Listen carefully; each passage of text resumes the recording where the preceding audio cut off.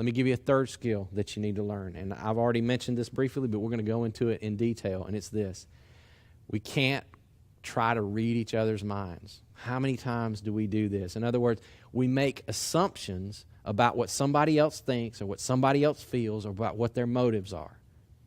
I believe there's more conflict that gets started and more conflict that gets held on to because people are just making assumptions about each other than anything else I can think of. It always, almost always starts with that.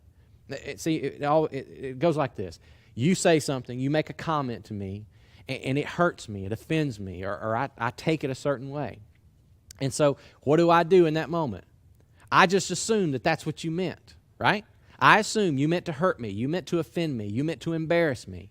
But I don't ask you about it. I don't find out if that's true or if that was your motive or if that was the thinking behind it. I just assume this person meant to hurt me. And so then I start living life as if that's true, you know?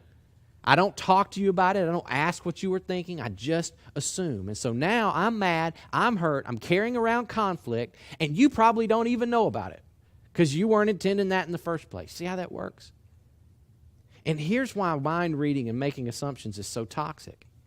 Every time I make an assumption about someone who hurts me and I don't go and confirm it, I don't talk to them about it, what I'm basically doing is I'm believing a lie about someone in my head.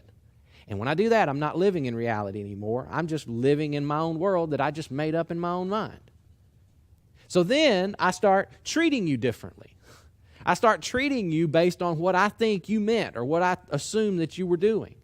And so again, I'm not treating you based on anything in reality. And then if I do that long enough, if I hold on to that long enough, I start passing that on to other people. And they start believing the assumptions. And they start treating you differently. And now everything you say, everything you do, everything I hear, I filter it through that filter. And it taints everything in our relationship. So whenever there's conflict, we have to make sure, check your assumptions. Before you go any further, before you think anything else.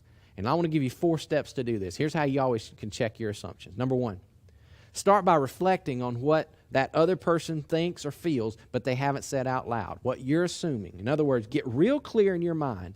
What is it that I think they think? What is it that I am assuming that they meant when they did whatever they did or when they said whatever they did? And the second step is then you just ask them. You start by saying, look, I have this assumption. Do I have permission from you to check out my assumption and make sure that what I'm thinking is right?